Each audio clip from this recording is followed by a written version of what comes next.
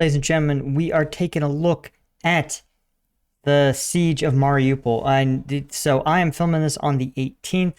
The situation almost certainly will have changed by the time this goes live, but nonetheless, we're going to be breaking it down and taking a look. So here's a basic news story covering it. But you definitely want to stay tuned because we are going to be taking a look at the map. We're going to look at how the defenders might be thinking about their defense and if there's anything that can be done to help them out. So let's get into it. Mariupol is under siege, and Ukrainian soldiers are vowing to fight to the last end.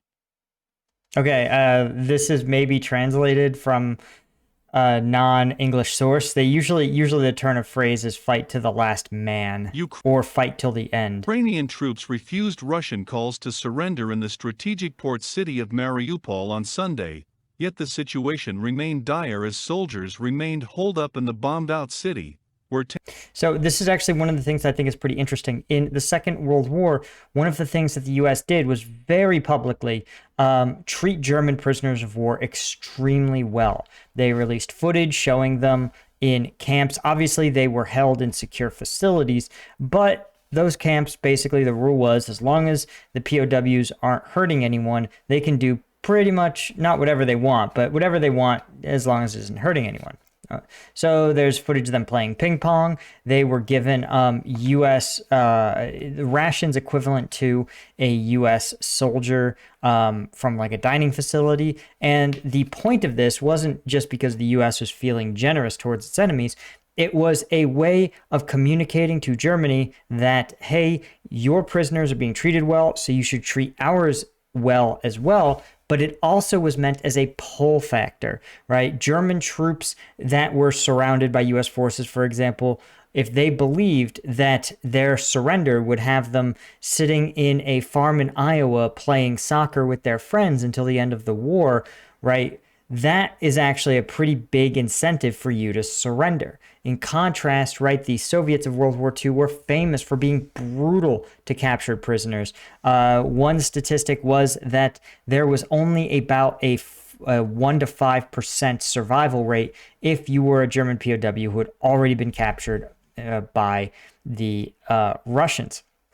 So, as we've seen in this conflict, Russia has a reputation of being pretty brutal to prisoners, even to civilians. And so it makes sense that the Ukrainian defenders, right, feel like there's even less of an incentive to continue the fight. This is why the Ukrainians have been very public about them treating Russian POWs appropriately. So well that, again, there's some Russian POWs who purportedly have actually created a volunteer battalion of Russian soldiers who are fighting against Russia.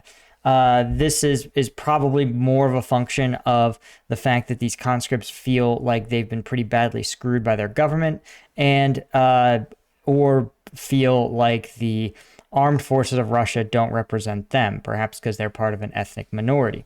Either way, the idea of whether or not you treat prisoners brutally or in accordance with the Geneva Convention that mandates you treat them basically as well as your soldiers. That dichotomy, right, can have a tremendous effect on both your own troops' morale, but really on the enemy morale, right? Good treatment, incentive to surrender. Bad treatment, incentive to fight to the absolute last man. And that's what we're seeing here, I think. Tens of thousands of stranded residents struggle to get basic essentials. Analysts predict Russia will concentrate its military force on Ukraine's eastern region after failing to grab the capital, Kyiv, in the near future. Russia is Yep, this is sort of what makes sense, and we've talked about this in other videos, that Russia's options are good options are limited, but there's even fewer options available to their limited armed forces, and their biggest mistake was trying to push towards Kiev and really divide its military into three main wings. It failed in Grozny and it failed here. Now they figured out that they need to consolidate in one wing and not try to win this lightning fast war. But make no mistake, the Russians are effective at siege type warfare, taking inch by inch, and that's probably what you're going to see here in Mariupol. Attempting to strengthen its hold on a territory that offers strategically crucial access points to the Black Sea and beyond, and the struggle for control of eastern and southern cities is the newest stage in a conflict that is already in its 9th week. Meanwhile, I love how they talk about the 9th week. Bear in mind, guys, wars last years. The Syrian civil war lasted a decade. The war in Iraq lasted 8. And the war in Afghanistan lasted 20 years. So was it 8 years in Iraq? No, I think maybe. Yeah, we'll say it was like 8. Really, it was more like 15. The point is that these conflicts like this are measured in years, not weeks. Ukrainian authorities pleaded for more U.S. assistance on Sunday news shows. Officials stated the besieged cities, including Mariupol, are still in their control, but that the situation is getting worse. Ukrainian Prime Minister Denis Shmyhal claimed Sunday on ABC's This Week that the city has not crumbled. Our military forces, our troops, are still present. As a result, they'll fight until the very end. Russia has offered Ukrainian soldiers in Mariupol until 6 a.m. local time on Sunday to surrender, 11 p.m. So all the news, at least at this point, says that this hasn't happened. They haven't surrendered. Eastern Time Saturday. According to official media, Russia claimed it broadcast its commands every 30 minutes throughout the night and promised to protect anybody who put down their guns within a 5-hour period after the deadline. Yeah, this is interesting, right? Because, of course, you have the question is, how much do these Ukrainian forces believe in them? Now, the answer is probably not at all, right? The evidence seems like Russia is a pretty brutal occupier whose forces don't really follow the rule of law. They can't refrain from killing civilians. They probably aren't going to refrain from killing you. So these guys know that their best bet is just to hold out. So we're looking here at a BBC News article, right, from 5 hours ago with a map here. Let's see if we can open this in its own tab, right, showing Mariupol and what they think is the most current battle lines. So this shows, of course, Russians have basically split the defenders in half. You have some Ukrainian forces holding the Azovstal factory in like the north central part of Mariupol, and then you have other Ukrainian forces holding the Azovstal iron and steel works. You also have control of the port and the maternity hospital, right? So the port is incredibly strategically important. These factories, from what most of the reporting has said, is that they are just brutal places to fight. During the Cold War, when they were constructed, right, the Soviets knew that their industrial capacity was essential to waging war. They learned that lesson in the Second World War. And so they ensured that their factories and production facilities are hardened against nuclear attacks and meant to be just extremely resilient. As you can see, this may come back to bite the Russians, as it can be really hard to dislodge from these sites. Typically, right, if you have your defenders surrounded and you don't have a strong commitment to human rights and you have time, you can just bring in some artillery and just yard by yard flatten out these areas. But it can be very time and resource intensive. But that's something that the Russians, they actually may not have it. Now, the port is a little tougher because you cannot actually destroy the port, right? And the danger is that the Ukrainians, if they destroy the port, destroy port facilities, sink ships in the port, anything that's you're going to eliminate the strategic value of this infrastructure. The idea, of course, being that if they can capture the port of Mariupol, then Russia will be able to bring in reinforcements, new equipment, fresh troops, food, etc. by sea, and it will be it will increase massively their ability to reinforce the larger Eastern Front, which, as this news report pointed out, is going to become probably the primary Russian battleground in this war. So the port is the most strategically important. These two factories are just going to be really hard. The problem with this is 2,000 dedicated troops in your backfield in a place like Mariupol, the Russians cannot ignore this. They cannot just simply reposition forces, right? You have to eliminate resistance in this city. So let's take a look. And here is a more zoomed in version of what we're talking about. Let's take a look first here at the port. You can see, I believe, yep, port of Mariupol. So you can see here it has a lot going for it, right? These are all the different docks where you could get major container ships to be offloaded. You can see all the cranes here. This is all areas that absolutely need to be taken and held intact by Russia.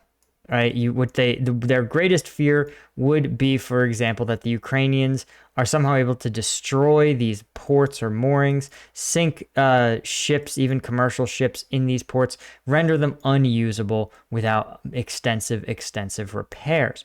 And believe it or not, it's almost certain that there is someone here who is responsible for that, right? In the event that the commander says, yes, we are being overrun, we can no longer hold out, reinforcements aren't coming, destroy the port, right?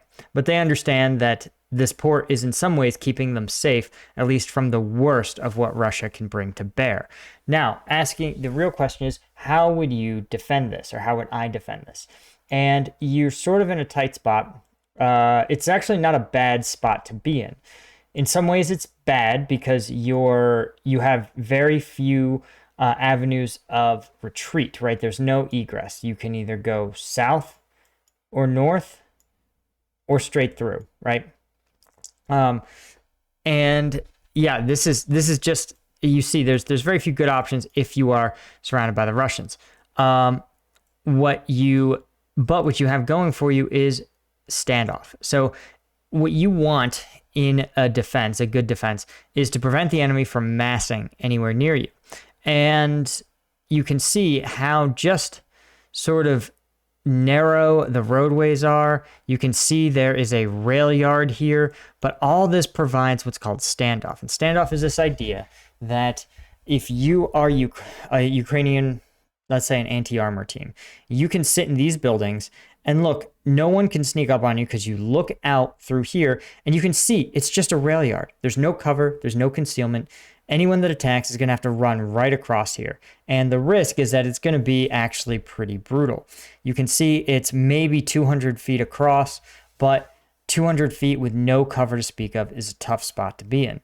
And you also run into more problems because your tanks in this major built-up urban area, your tanks just aren't going to be all that effective, right? So it's a tough spot to be in terms as an attacker when you have this large area where the enemy can't really approach you. Okay. So anyway, yeah, I would definitely rely pretty heavily on these buildings, right? And this standoff here. At least the problem that you run into is that you don't really have room to do a defense in depth. If we compare this to the map, right, it shows that actually they have control quite a ways out from the port. And this is sort of what they are talking about. You look at something like this whole district here.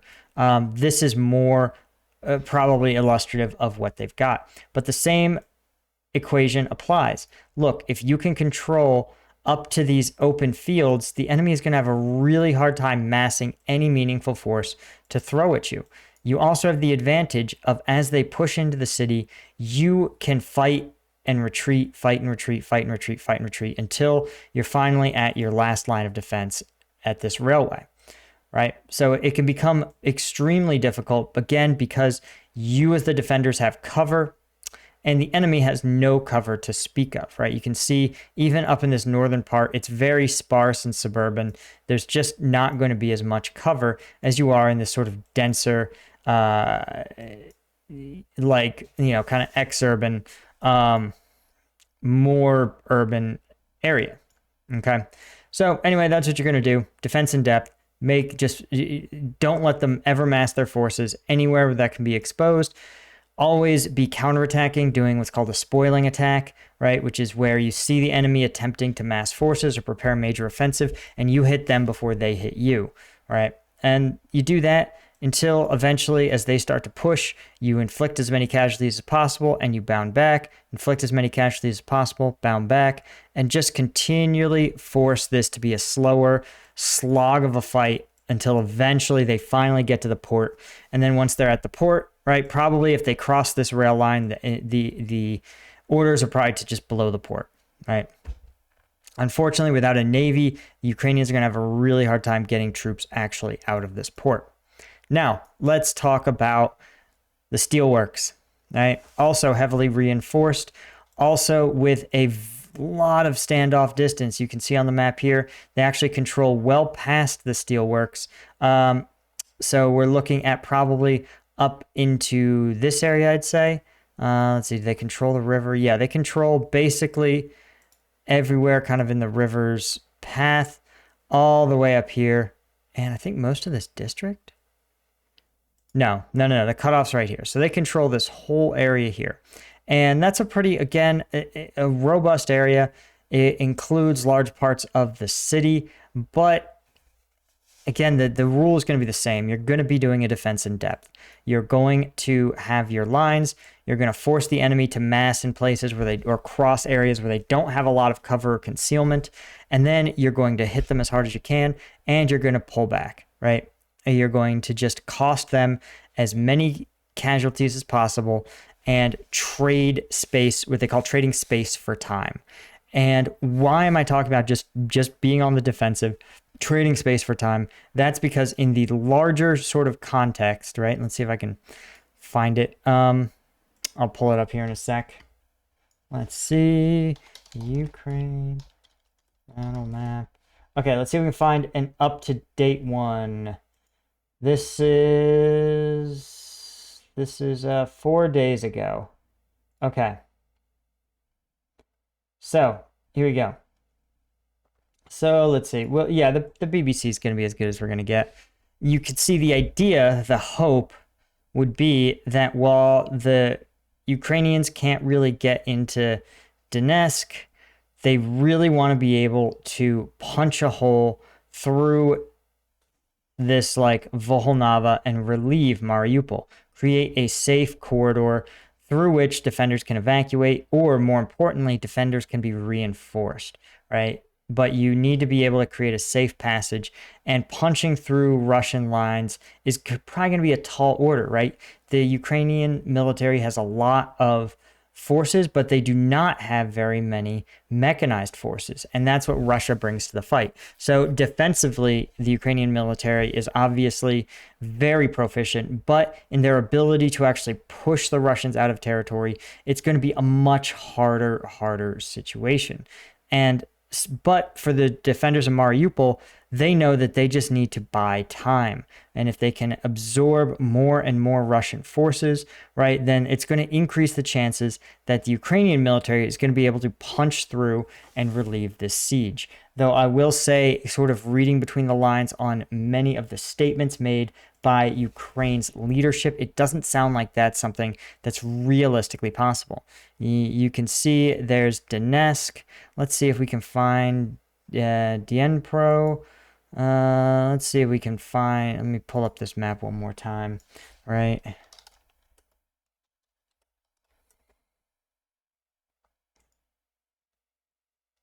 Let's see, here's that's March. Today. I search by today. You give me something good? Anything? Okay. All right, we'll pull up this one. Yeah, so it looks like they want to try to get this Volnovaka. All right. I don't see where Dnipro, Volnovaka, Rostov-on-Don. Yeah, they have. Okay, so it's probably out around here. So it's probably somewhere in this area here is what we're talking about. You can see it's a tough spot to be in, right? There's not even a clear route. They would have to probably clear all the way through here to relieve Mariupol. You're talking about probably 100 miles almost of corridor to punch through. It's a lot to ask, and especially for a military that isn't really all that mechanized. So I don't know what their best strategy is. I think probably they would have to consider trying to effect an evacuation. But the question is, would the Ukrainian military risk its limited air assets to try to do an air evacuation when there's so much Russian anti-air around here? Probably not. Excuse me, guys. Anyway, so I'm curious to see, again, by the time you're watching this, the situation probably updated again. You hope for the best, but I'm really not sure, other than, again, the rest of the Ukrainian military punching through. I'm not sure what the positive outcome is here. Anyway, guys, that's all I had. Thanks so much for joining me. Please hit subscribe. I have this dream of having 100K subs, putting that silver plaque on my wall. It would mean a lot. It doesn't cost you anything, and you know, YouTube will still show you probably the same amount of my content.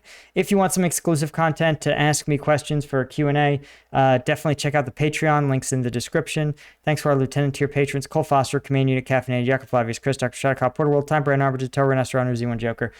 Thanks so much for watching. I'll see you guys in the next one.